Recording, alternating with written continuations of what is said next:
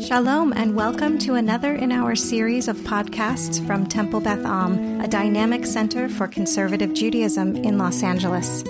This is a recording of Rabbi Adam Kligfeld's weekly Rashi study class. Where we are is chapter 2, verse 14. I think we finished all the Rashis on verse 13 on Lama Taker Reyecha, the question of why it's in the future tense as opposed to the present tense, suggesting that you become implicated as soon as you raise your hand to do something violent. And I think we're at verse 14. Does anyone dispute that that's where we are? Okay. Alan, I'd love to invite you to read. I don't think you've read in a while for us. Do you want to read verse 14? Okay. Make sure. Okay. 2:14. Vayomer mi samcha leish sar v'shafet aleinu hal hargeni ata omer ka'asher haragta et hamitzri vayira Moshe vayomer achen noda hadavar. Okay. Let's see if we can pull that apart. Okay. And he said, wait a minute. Mishimcha,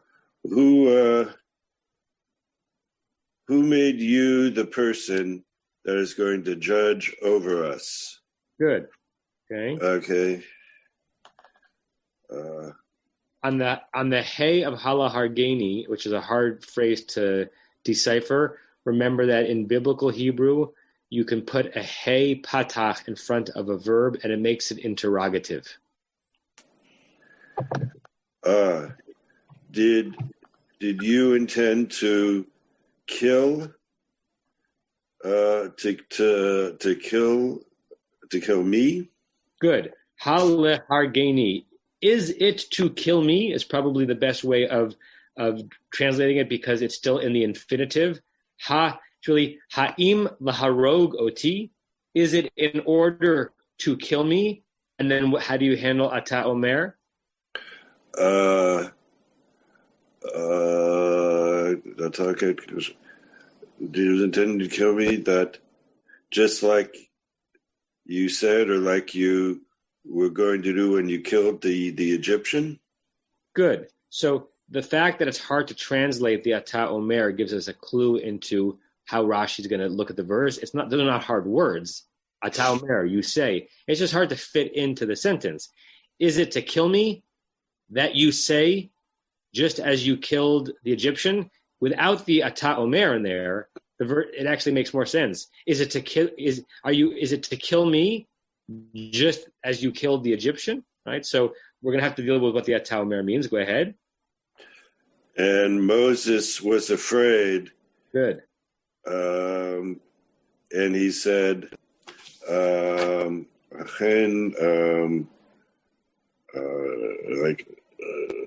it's for sure. Now the thing is known. Good. Everything's known. It's spread out. Yeah. Good. The way Onkelos translates achen is bekushta. Kushta in Aramaic is truth, right? Like it's almost like verily. Verily, the thing is known. Okay. So if you put it all together, and then I'm going to ask you to think about the questions you would ask in the verse. But if we put it all together, he said, "Who has placed you, Lasim? Who has placed you as man and judge and minister and judge upon us? Is it to kill me that you say as you killed the Egyptian?" And Moses was afraid, and he said, "Verily, the thing is known." Okay, so now all the words make sense. We basically have a sense of what's going on. Before we look at Rashi, let's do what we sometimes do. What questions would you ask on this verse? Which part of this verse, Omer Darsheni, right, says, drash me out? Marshall. I don't know what the word ish means, or what's he even doing there. And I don't know what the word hadavar means. What are they referring to? Good. So if we just like amplify that question, as we've discussed now for weeks, ish is a light word. There's like as Buber would say, a light word in this scene because we keep seeing the word ish appear. But why is the word ish needed in the phrase? Because if the person is saying to Moshe, are you here as a judge over me? Then we don't need, are you here as a man, judge over me? So why does ish reappear in the verse? Good. And again, at this point, I'm looking for questions, not answers. Andrew? Sar v'shofet is interesting to me because it seems to imply two different things. What does it mean to be a ruler and a judge? Good. So the thing that's being thrown back at Moshe, the three things that Moshe is being named as doing, ish, sar, and shofet, are they each different accusations or things being thrown at Moshe? Sar is some language, I guess in modern Hebrew it's a minister, but here it's more like an authority figure. In some way, in some early Hebrew, it's actually prince or princess, like the word sarah comes from princess, right? So what's the difference between the two? What's really being said by the person speaking to Moshe? And I would add, as we're looking at questions, who's speaking? We have a Vayomer, but we don't have the subject named. The best we can do is look back to the antecedent, and maybe it's the person that Moshe was speaking to.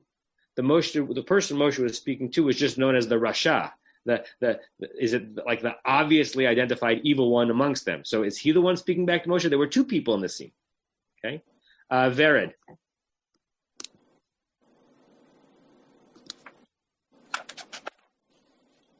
You must unmute, Vered. Now I did.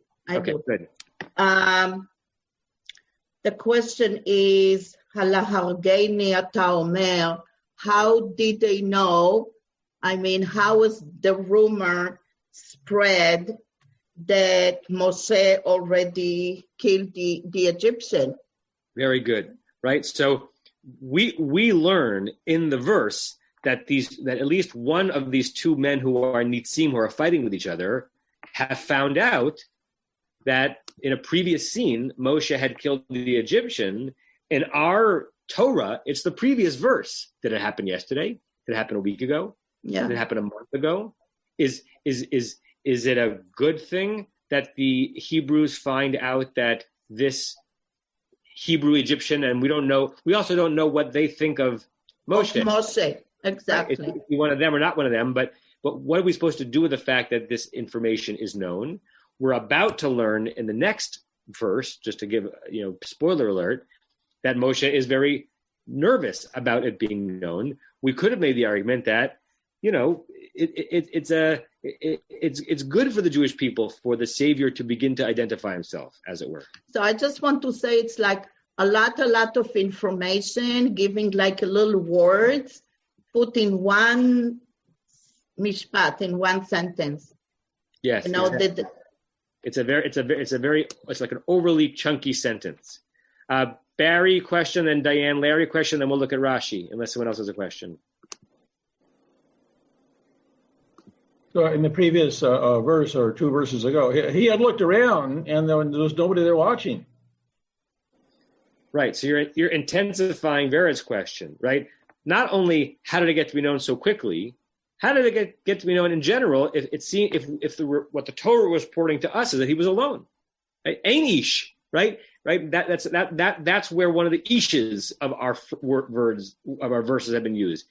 Vayarki ein ish. He saw there was nobody around. Yes, we drashed it. He saw that there was no person worthy of being called an ish. But the pshat is he saw there was no ish. But there's always an ish. There's always an ish who's watching what you're doing, right? Diane, Larry? Yeah, only a question about the preposition le in front of ish.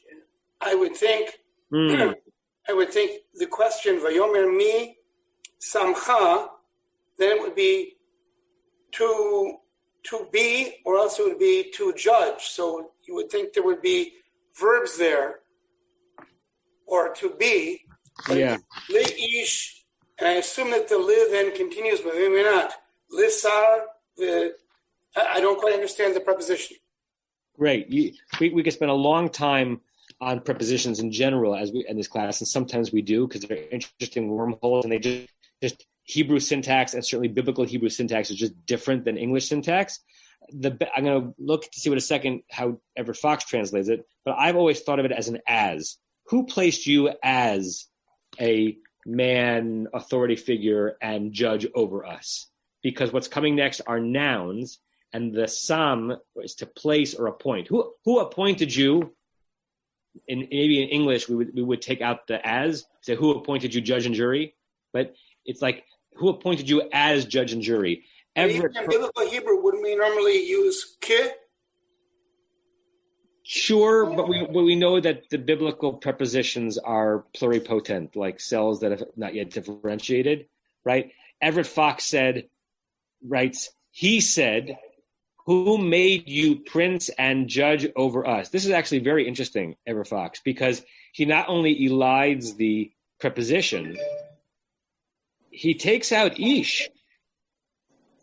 Unless I'm reading it wrong, Everett Fox just does not translate ish in the sentence. Who made you prince and judge over us? Do you mean to kill me? That's the halargeni. As you killed the Egyptian. He also turns the ata omer of the halargeni ata omer as do you mean, right? Do you mean to kill me? Which is different than omer.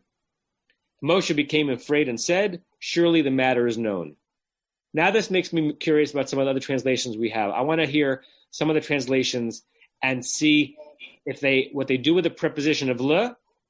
Do they have all three nouns in the phrase, both ish and sar and shofet, and how the ata omer is rendered? So you're going to like Alter does all that.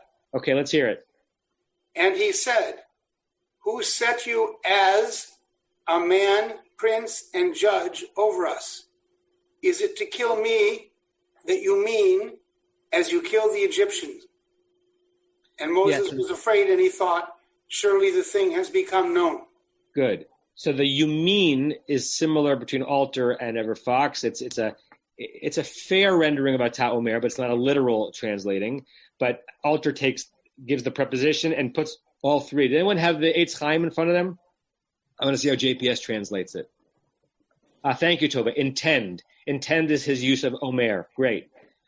These different translations that either exclude the Ata Omer or turn it into an intend or a mean, kind of in relief, and like a bas relief, makes Rashi's comment that we're about to read yet more interesting. Anyone have the Eitz Chaim in front of them? Usually someone has that. I have the JPS Hebrew English Tanakh. Okay, so, by the way, welcome, Robert, and I want to pause. We've met Robert on previous classes. He's a dear family friend from Connecticut, and it's my first time visually seeing you since I learned the sad news of your father, Thank you. Who was a significant part of my childhood at Congregation Or Shalom, and a part of my visual landscape as a young Jewish boy. And I can picture where they would sit in shul. And I haven't seen him, obviously, in decades, but I was sad to hear that the world had lost him. He's a Chro Baruch, Robert. Thank you. Are you still in Shiva? I'm not in Shiva anymore. Shiva ended on Monday. Well, please. But I figured Torah study is appropriate anyway. Yes, and please extend my condolences to your mother. Okay, Robert, what were you about to say? You're the JPS? JPS translates it simply as, do you mean to kill, which is the same as intent. And does the JPS, what's the previous phrase in JPS in terms of the three nouns? It's only two, chief and ruler. Who made you chief and ruler? Interesting, chief and ruler. So no one really knows what to do with the ish here, unless I wonder if some people are reading the ish sar as an unhyphenated hyphen ish dash sar, like a man ruler or a man chief. Saperstein says, he replied, who made you a man, a ruler, and a judge over us? Are you saying you're going to kill me as you killed the Egyptian? Aha. So that's very literal. It keeps the preposition as, keeps all three, and are you saying you're going to kill us? Right? Because that's the Ata Omer. Good. All right. Any other questions on the verse before we look at some of the Rashis? Oh, Matt. Sorry, Matt. I just saw hands up. Matt, Joel, and then Leonard, Rebecca. You got to unmute Matt.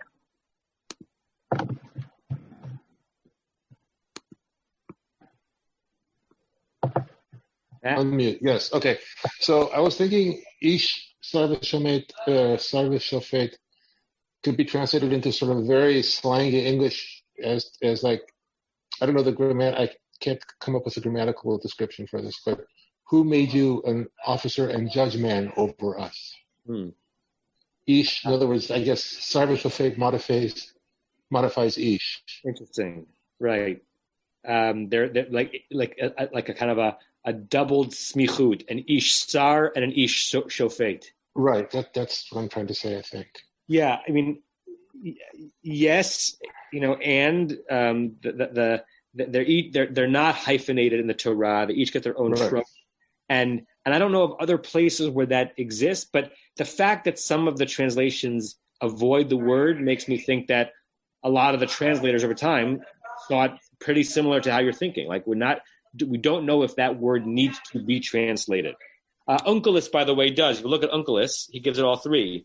Well, he puts the word ish into Aramaic. He still might be implying the same thing, that it's a smichut, right?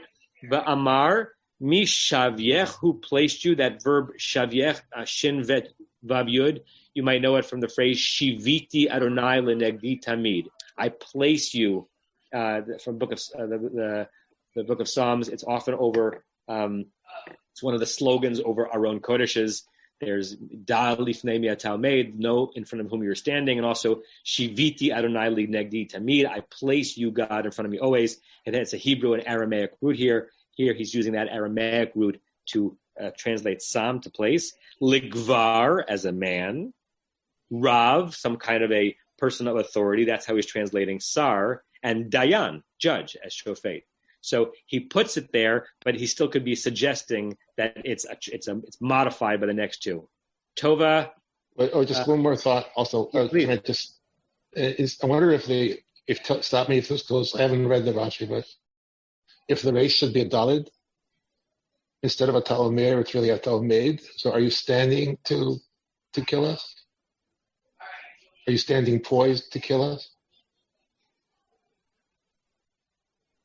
Say it. I missed the first part. Where did you get the standing from?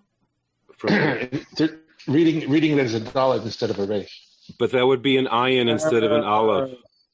Oh, stupid. All right. Well, that happens too. Right. But that's stretching this. Listen, it wouldn't surprise me if somewhere in the midrashic world there's a play on that. That's not too far of a stretch for a midrash, but. Right, it's missing. It's a changing of two of the letters. Just to read out loud what Robert put in the chat, the King James version. He said, "Who made thee a prince and a judge over us?" So the King James version also untranslates the ish. Intendest thou to kill me? That's like mean, as thou killedest the Egyptian. And Moses feared and said, "Surely this thing is known."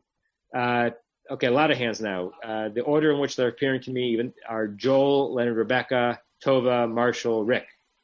I know that in modern Hebrew, amor means like supposed to. I don't know if Leonard can look in his dictionary. As to my modern dictionary says one of the definitions of amar is to intend, but my biblical dictionary doesn't say that.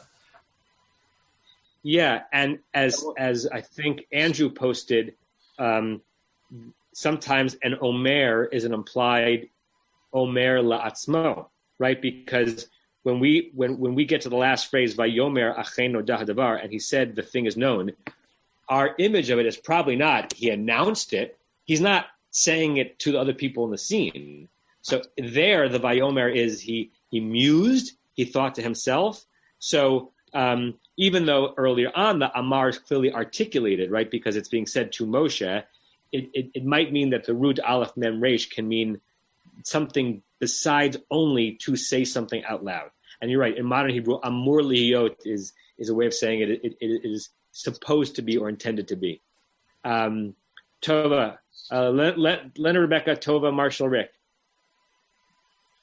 On the translation of Ish, the Art Scroll Stone edition I have says, "Who appointed you as a dignitary, a ruler, and a judge over us?" So Ish gets translated as dignitary. Interesting. Yeah, different. Okay, so they make sense of it, but it's a very interesting making sense of it given how Ish is used elsewhere in these stretch of verses. Great. Tova. I'm just feeling like a lot of what we're talking about seems to flow very directly from the previous pasuk, which ends with Lama Takei Ra'echa, and where that person has been designated as a Rasha. As we talked about, that Rasha is actually a legalistic term. I mean, it has connotations to labeling somebody that way. So then going on to say La'ish Sar V'Shofet seems to play into, you've labeled me in this way, who made you a judge, and then I am not a Hebraicist, but I'm looking at it because it's halahargeni mer. It's trope-wise, it's a phrase, and the way I'm hearing it in my head is: are you saying, or do you say, you're going to kill me? In perhaps the sense of judgment. You've labeled me Rasha. Are you a judge? Are you now going to punish me, legalistically punish me for this? That's how I'm hearing it in my head as it flows. Great. That definitely adds to the contours of how we should understand the verse. Great. And lovely to connect, at least including the Rashi comment on the Takere Echa. Right? Like, if we're supposed to read, if we take Rashi in the last verse as Pshat, that once you go like this, you deserve to be called Rasha. We now have the Rasha saying to Moshe, are you thinking about killing me? If you are, then you're the Rasha. Right. Yeah. Right. Great, Tova. Really great. Marshall, Rick, Robert, Vered. Yeah, just in the translation of Onkelos that I have, the translator inserted the word "who is," and he said, "Who made you a man who is a ruler and judge over us?" And that's a translation of the Onkelos, you're saying? Yes. Yeah. Yes. Right. So that actually might go back to what Matt said before, that some of the translators are reading Sar and Shofet as specifying or modifying, clarifying what kind of Ish this guy is asking Moshe, does he think of himself as? Great. Rick? Hi. Sure. Tova started on it, which is just great, about the trope. If you look at the phrases, Aleinu is the end of one set, Sarva Shofet Aleinu, and then Hal Hargeni Ata Omer is a set.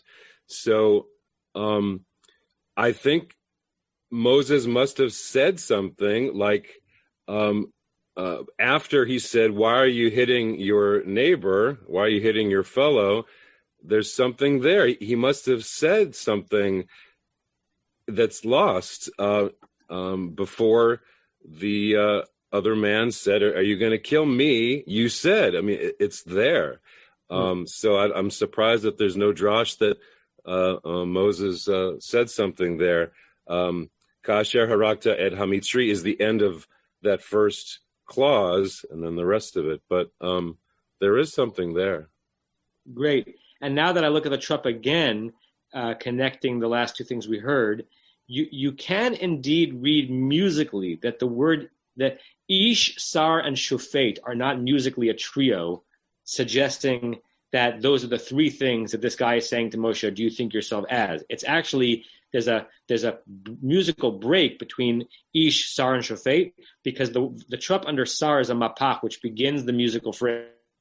Occasionally, a mapach is preceded. Yeah, but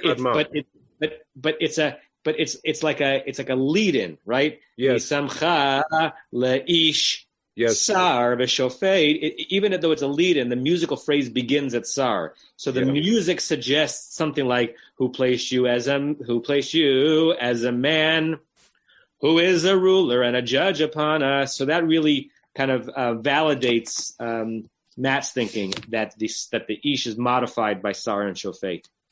Robert, Vera, Diane, Larry, and then we're going to look at a Rashi.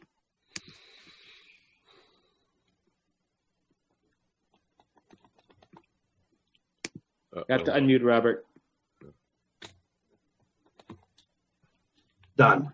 I was taught at a young age that the Amar, the Aleph Mem Resh, is more of thought process, as is illustrated at the very end of that pasuk, Vayomar Achenu Dahadavar, and he thought. Yes. And I'm wondering whether or not all of 14 and the end of 13 could be read as an internal conversation that Moshe has with himself. And so it would read, and by the way, Hasheni, the second day, the next day, as opposed to Bayom Sheni, another day, he went out the next day, sees these two people fighting, and he thinks to himself, let me just get to where I am. He thinks to himself, why is this person thinking out to himself, not out loud, but I would say, this person, why are you doing that? And then he continues to have this internal dialogue, which ends with his having a realization, not because of what others have said, but because of what he thought. It really very interesting. Sometimes this Amirah is actually an articulation, but if you just look at some of the commentaries on the page, if you're in our version, they're thinking through the same questions. So in the Sajid Gaon, Rasag, top right on our page, on the Ata Omer, in the voice of the Rasha saying to Moshe, he reads it as Ata Rotzeh, right? Not are you saying you want to kill me, but do you want to kill me, right? That goes to this notion of Amar as a expression of will or intention. And then if you look at Ibn Ezra, either the long one or the short one, bottom left, Halahargeni Ata Omer, is it to kill me that you are saying bilibcha, in your heart, right? Are you saying inside yourself, Moshe, that you're intending to kill me, right? Which makes sense of the Amirah not as a sentence that you're saying out loud, but an internal thought process. Right? Now we ought not read every Amirah that way, but it's certainly that some of these in this sentences can be. Okay, two more hands we're going to listen to, and then it's almost 9. We haven't looked at a Rashi yet. Vered and then Diane Larry. My comment is about, well, first of all, I totally agree with Robert. And when we will continue reading the Pasuk and Rashi, I totally, read it the same way, that it's kind of things he was thinking to himself. But what I want to say is about the word ish. So there are 3 words here. There's ish, and there is sar and a shofet. And ish is related to age, in the sense of, was Moshe when he was there? Was he a young man? Was he there as a prince? And so maybe he wasn't a man in the sense of age. Maybe he was just younger than a man age-wise, and they would look at him and you say, who are you? You are just a young man, and you are you a judge? Who are you to tell us what to do? Good. So before I listen to Larry and Diane, if you look at Chizkuni on our page, if you're in our book, which is the 4th one down on the right, he says something very similar to Vered. Mi samcha la'ish, who placed you as a man? Adayin lo bata lechlal anashim. You're not even yet in the category of men. And then there's an implied in Chizkuni, and yet, atam avakesh liyot sar v'shofet, and yet you're not even a man. So, and you want to be but you want to be a sar and a shofet. So it takes the phrase mi samcha la'ish, not as who appointed you as man, but who made you a man, meaning you're not yet a man. Right. Sar v'shofet aleinu, and yet you're going to be a judge upon us. Great. Larry, Diane, and then we'll read a Rashi. So you and Vered stole my thunder. You know I have a patent on Chizkuni. Sorry. I almost actually called on you to read it. I apologize. So I'm not going to repeat what you said because I agree with all of that. Just to emphasize it, you can almost read it like, going back to my business about a preposition, read the word ish as a verb. Who made you to be the man? Mm-hmm. Or in the vernacular, the man, are you the man? And when we talk about the man, we can think about it in a number of different ways, which we're going to go to in Rashi. A man as opposed to a boy, a man as opposed to a woman, throw that one away, a man as opposed to a god, or a man as opposed to a royalty. Are you live in the house of the Pharaoh, but here you're coming down to us as a man, an Ivri. Mm. I'm not answering which one of those they are, but all of them sort of resonate. Great. So let's use that as a springboard to starting reading the Rashi.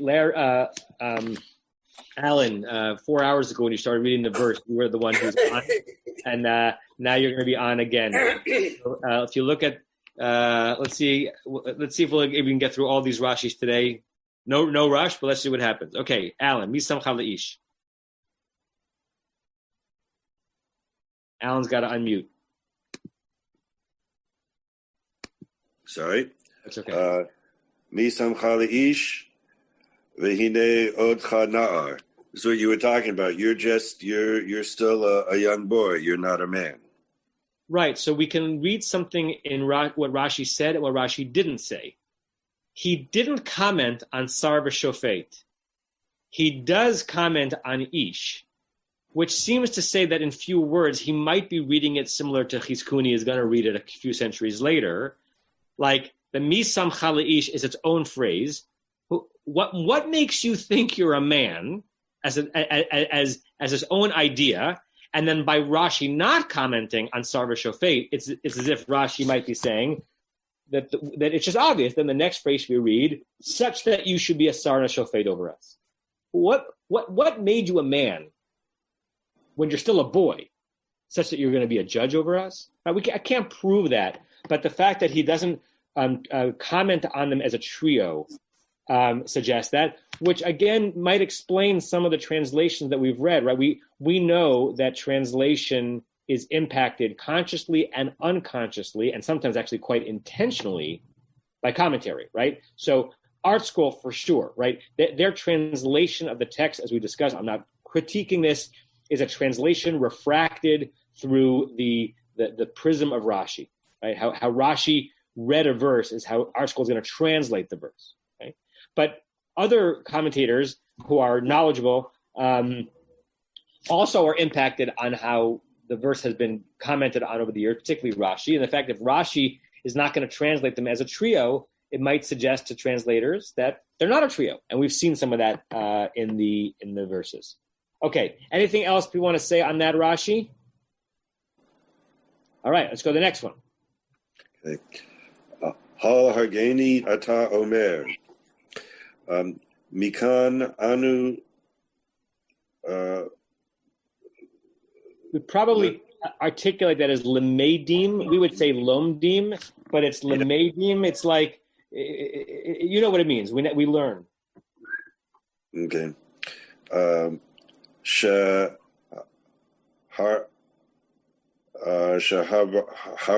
b'shem hamifurash.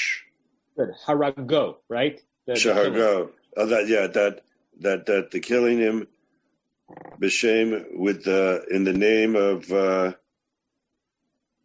exalted name, the God's name. Exactly. So, yeah. Shem hamifurash literally means the name as perush, the expanded name, the explicated name. It's rabbinic speak for the secretive holy name of God, which when wielded properly has the power to destroy, right? Like the name of God that only the Kohen Gadol would know. Okay? Mm-hmm. So now we know what the words mean. What's Rashi saying? Alan or anyone? Like the words mean, from here we learn that Shaharago, that he killed him with the explicit name of God. What question is he answering, and what's his answer? Open question to anyone. Hello. Yes. Hi. The only thing I can think of is it relates to the later story where the guy says he curses the other one with using God's name. You remember?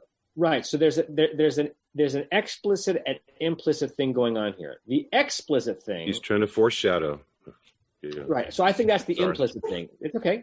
The explicit thing, I believe, is Rashi trying to figure out what the Omer means in this sentence. Remember, we start like, and Rashi's not saying Omer belibcha, that, are you intending in your heart? He's reading it like weirdly literally, right? Is it, who placed you as a man judge over us? It's hard to even say in an English sentence. Is it to kill me that you're speaking? Are you speaking in order to kill me? Right? Are you using words to kill me? So Rashi is resolving the weirdness of the Ata Omer, not to suggest that he's saying it in his heart, but he is killing with saying. How do you kill with saying? You kill with saying with Shem Meforash. That's the explicit problem that's being resolved in the verse. I think you're absolutely right, Rick, that implicitly in the Midrashic layers is the hearkening forward to what we got hearkened forward to a few verses ago, which is when this scene will reappear when you have the blasphemer who's the offspring of the person of the Egyptian taskmaster and the raped woman who then blasphemes in the camp and then loses his life as a result. So I think that's certainly implicit. Rick? And the part about blaspheming is not just saying God's name, like God damn it. That's not it. It's calling God to do something, like God is going to curse you. I'm calling God down upon you to curse you. So maybe there's that little backstory there. I don't know, but there's something going on there. Yeah, so. Great association. Norm and then Marshall? I think it's actually hearkening backward, that the way in which Moshe killed the Egyptian in a verse or two ago was that he invoked God's name. And so this Israelite is suggesting that he might do the same thing to him, because that's the way Moshe did it before. I accept that correction. You're right. The pshat of the Rashi, since the harago is past tense, is from here we learn that he, Moshe, killed, the only person who's killed so far is Egyptian, with the Shem Meforash, and that's been known. And so now this guy is saying, are you going to kill me with words like you killed him? Absolutely right. I read that wrong the first time. Thank you, Norm. Marshall? Yeah, I'm just bringing in the source that Rashi is using from Tanchuma. The full source is Atamabakesh Ein Omar Khan, that the word you seek is not said here, Ella Ata Omer, but rather you say, Mikan At Lamad Shaharago B'Shem HaMefarash. And because the word Mevakesh is not used, by that we can deduce that when he says Ata Omer, that induces, it gives us to understand that he's using the Shem HaMefarash. Good. And it's a particularly interesting expansion as we do another, not spoiler alert, but look ahead to the next verse, when we're going to, here we have an interesting absence of a Mevakesh, and in the next verse, we're going to have an interesting presence of a Mevakesh, because Pharaoh is going to be Mevakesh laharog, to request to be able to kill Moshe.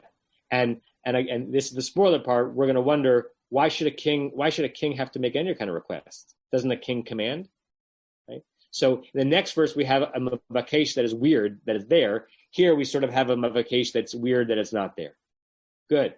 Okay, so that's the Halahargeni. And I'm interested, because we have different versions of Rashi in front of us, when Alan reads, it might be that some of you either don't have the first four words or they're in brackets, and some of you will have it and not in brackets. There might be three different versions of it. In our version, our page, the first four words are in brackets. In another edition of Rashi, I have they're not in brackets at all. They're just there. And in some editions of Rashi, it's actually not there. So let's see which one. Alan, are you reading from our book? Oh, can't hear you, Alan. I'm using Silverman. Okay, so let's see what it says there. What's the first word you have for the next Rashi? Moshe kipshuto. Okay, and is it in brackets or is it just plain? Plain.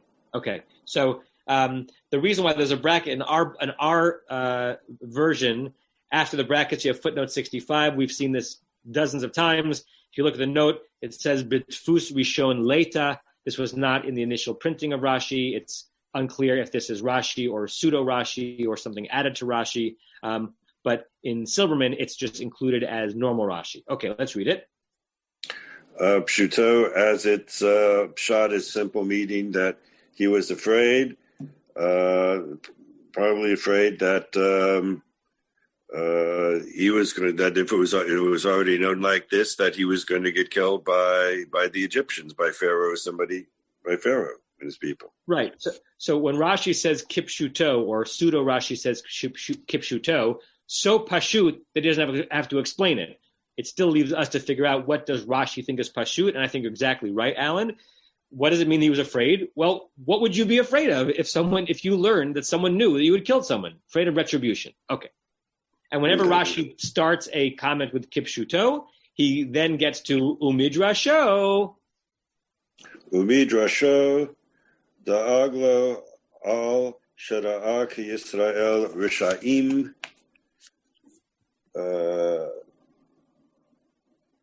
Dilatorin.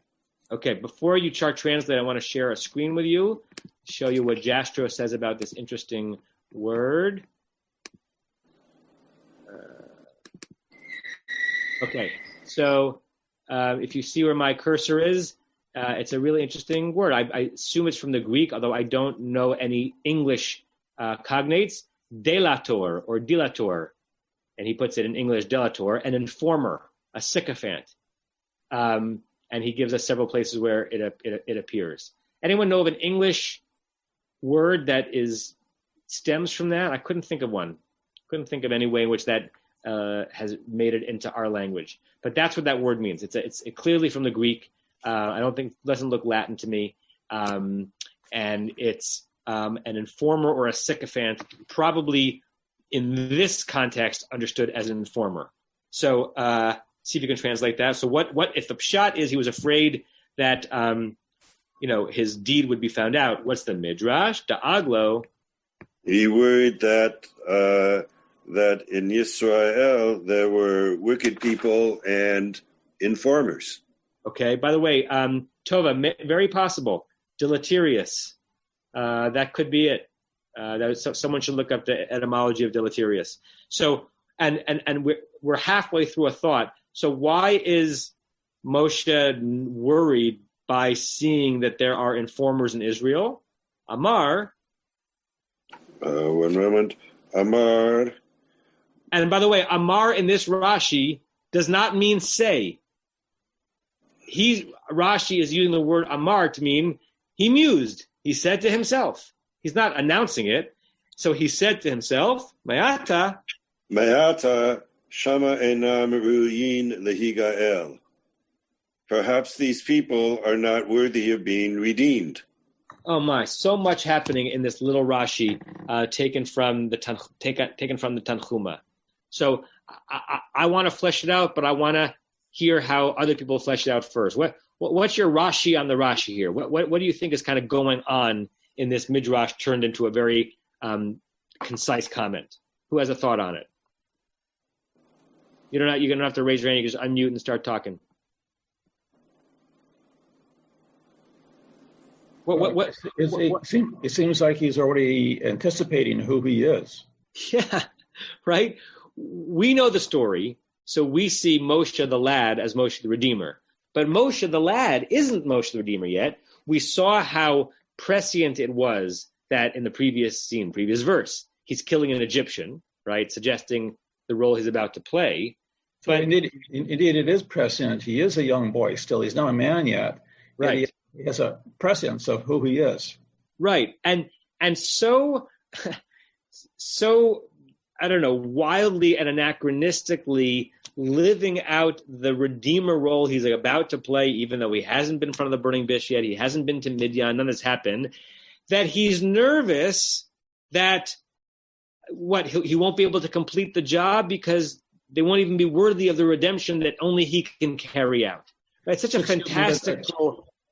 A backstory. His mom has raised him while he's living in the palace, in Pharaoh's palace, and his mom has raised him. He's got some idea of what's going on. He doesn't know what it all means, but he has some youthful concept of himself.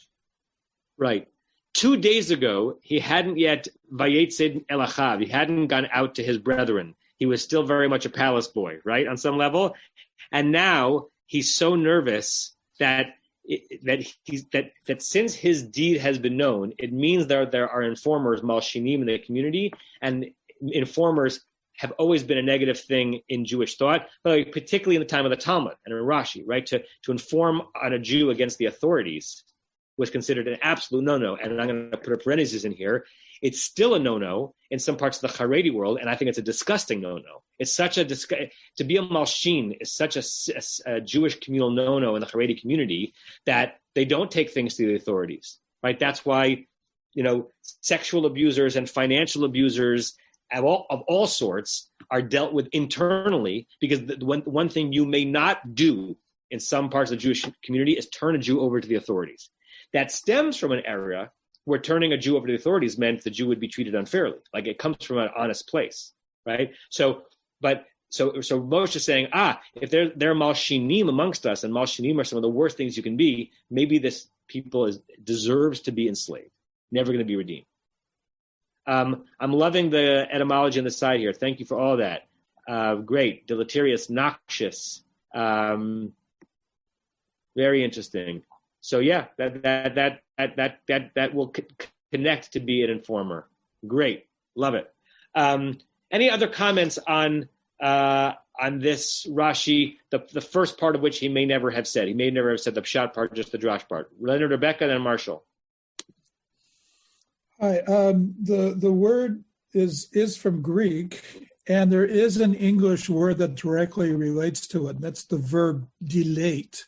It's an archaic verb, but it means to accuse or denounce. It means exactly the same thing as it does here. To delate. Yes. Interesting. Great. Thank you. I love learning words. Now I have to use the word delate in a sermon. Marshall.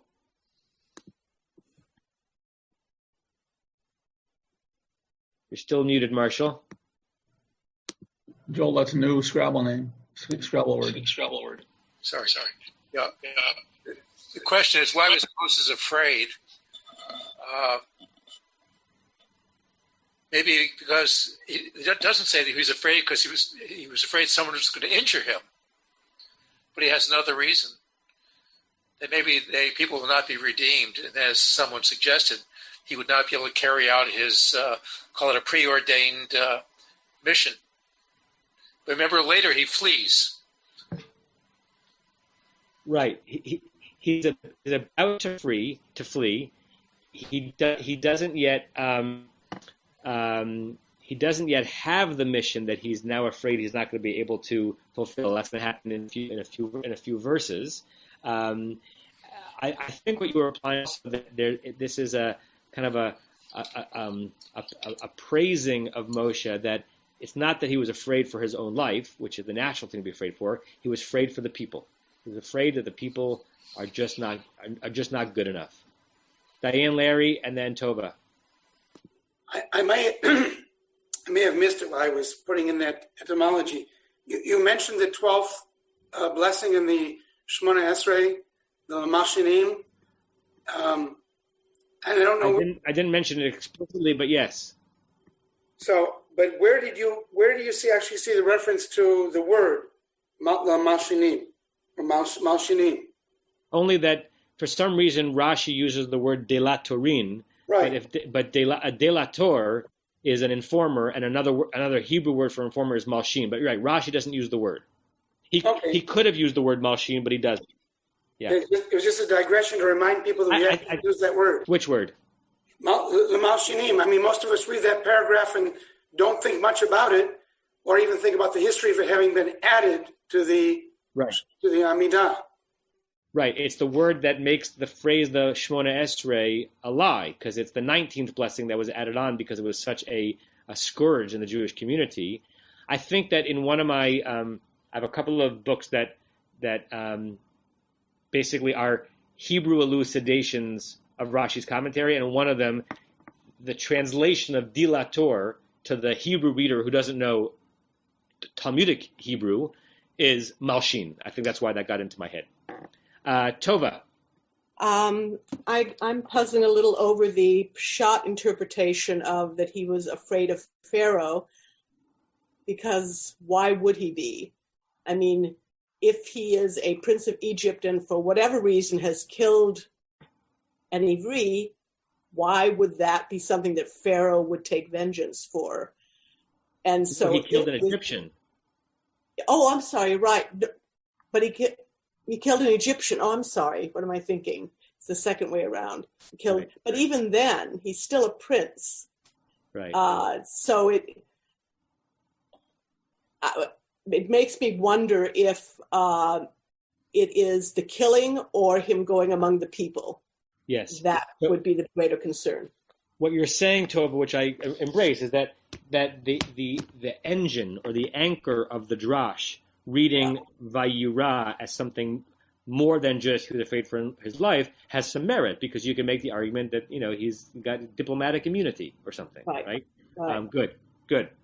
Okay. Alan, you're still officially on. We have one more. We have one more Rashi on the comment, and it's another version of, he starts with like pshat and then gets to drash, except he uses not kipshuto but kip mashma'o. I just stole one of your words for you, but go ahead, Alan. You have to unmute.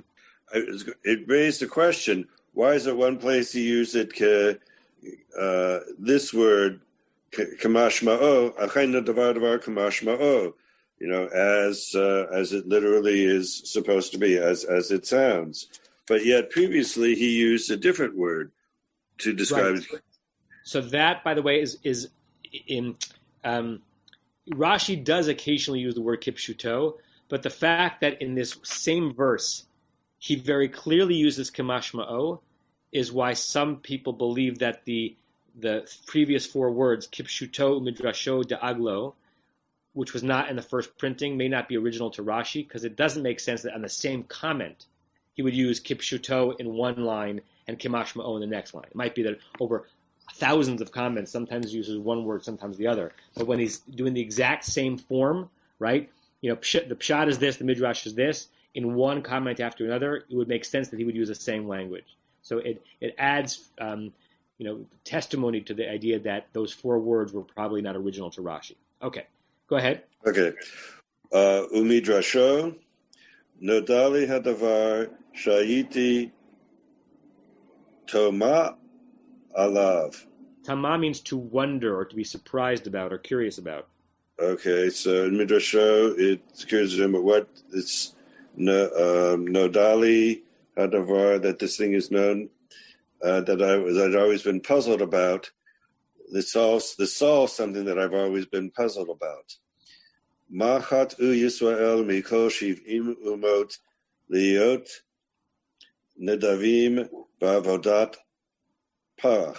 Why is it that in what did Israel sin from all the 70 nations to go and suffer this onerous work in Egypt as slaves? Adding that. But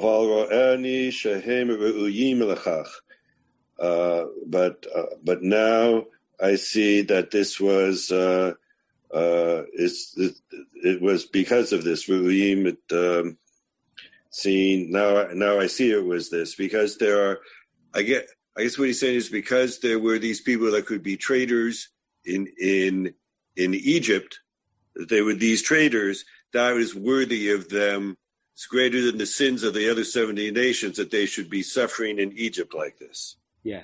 So much time warping going on in these set of midrashim, and you see from the footnotes that they're all from the same midrash in Tanchuma, that Moshe is seeing the true and complicated and imperfect reality and personality of the people he just met on some level, just realized he might be a part of on some level, is going to redeem on some level, and are going to make his life miserable for 40 years in the desert, right? So we read Nodal Hadavar as the thing was known. That's why he flees. He flees because he's afraid for his life. Remember what Tova said about how maybe he ought not to have been afraid for his life. The Midrash says what the thing that was known that he's saying is not that he had committed this, that he had killed the guy, but Nodali, it's known to me. Now I get it. Now I get why these people are enslaved. They might indeed be a nation worthy of enslavement because of how they treat one another, right? And so then we might read Vayivrach in the next verse, when he flees, to be not the Mosaic Vayivrach and he flees that we think of, that he fled for his life. Who else flees in a Haftorah we're going to read in a few weeks?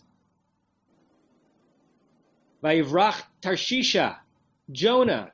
Jonah flees, right? And what does he flee? He flees the responsibility to be a prophet because he doesn't want the burden, right? That scene in Jonah might be lightly evocative of this scene. And the Midrash is saying out that maybe what Moshe is fleeing here is not for his own life. He's fleeing having anything to do with his people. He goes to Midian because maybe he heard in the back of his mind that he's going to be a redeemer of this people. They might not ever be worthy of redemption because of these sins, and maybe they should be enslaved, right? So it's really pre-complicating Moshe's relationship. Rashi is pre-complicating Moshe's relationship with the people who, in the next scene, he's going to be listed as their redeemer and asked to do the job. And his first response when asked to the job is, I don't want it. So it really gives a wonderful thick pretext to Moshe's psychological, I know it's an anachronistic term, relationship with these people. Okay, Norm, let's see if there are final comments before we end the class. I think it's an unreasonable thing for Moshe to conclude that there are these informers because we have this situation where in the previous scene, he saved an Israelite. Chances are the other people were all not there because they had gone, and some of them went to inform his family that he was being killed and they should organize a burial party to go retrieve the body. And then, much to everybody's amazement, he shows up at home alive.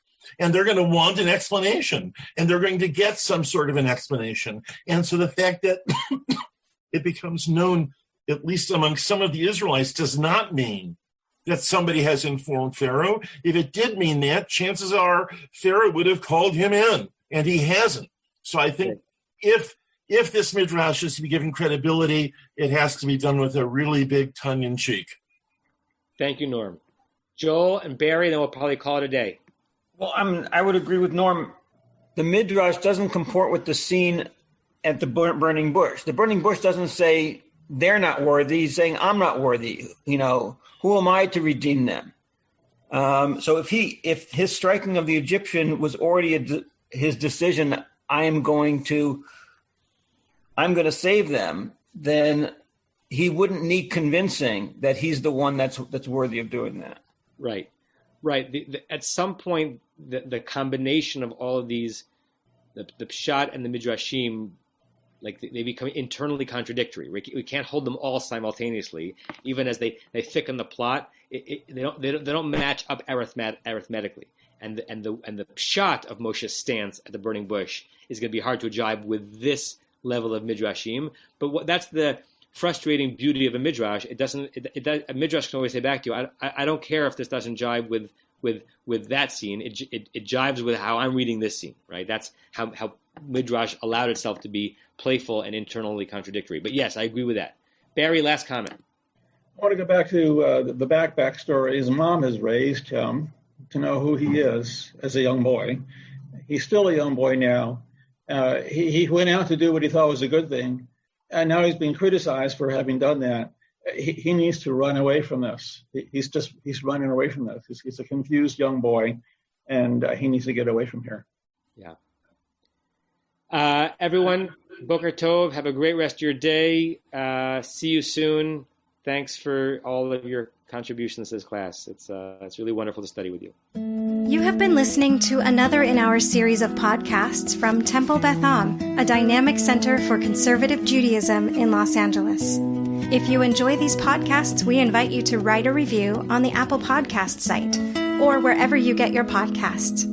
For more information about Temple Beth Am Los Angeles, go to tbala.org.